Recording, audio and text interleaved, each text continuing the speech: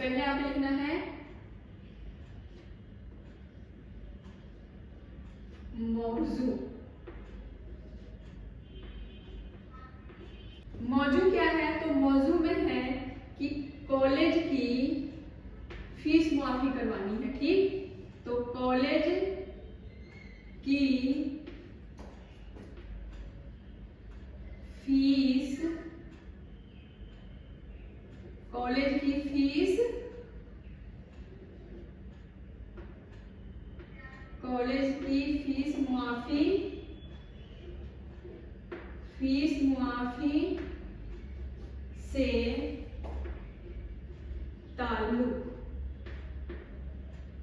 College की fees मुआफी से क्या है?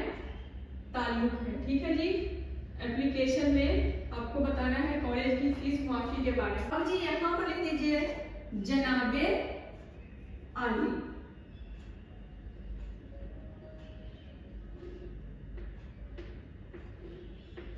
जनाबे आली,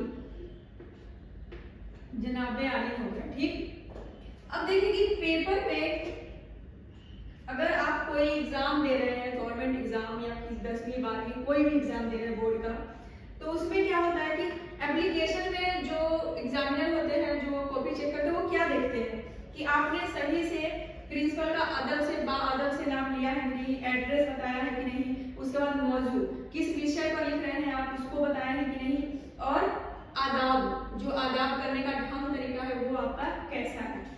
तो ये चीजें हैं जो कि आपको देखा जाएगा और उसके मुताबिक से 1 या 2 नंबर दिया जाता है। ठीक है जी, बाकी बात एप्लीकेशन जब आप शुरू किए हैं तो कैसे शुरू किए, शुरू करने का आपका तरीका कैसे था वो देखा जाएगा।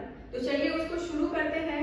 और यहाँ पर क्या है कि जगह का थोड़ा सा मतलब पाबंदी है, थोड़ा सा ही आएगा, तो मैं क्या करूंगी कि यहाँ पर थोड़ा सा लिख के फिर ऊपर साफ करके फिर एक बार लिख के फिर आपको यहाँ पर नीचे मैं खत्म करके दिखाऊंगी। ठीक है जी, तो चलिए अब देखते हैं बाकी बीच की बातें क्या है, किस वजह से फीस आपके ऊपर लग गया है और माफ कैसे करवाना है उसके बारे में। ठीक।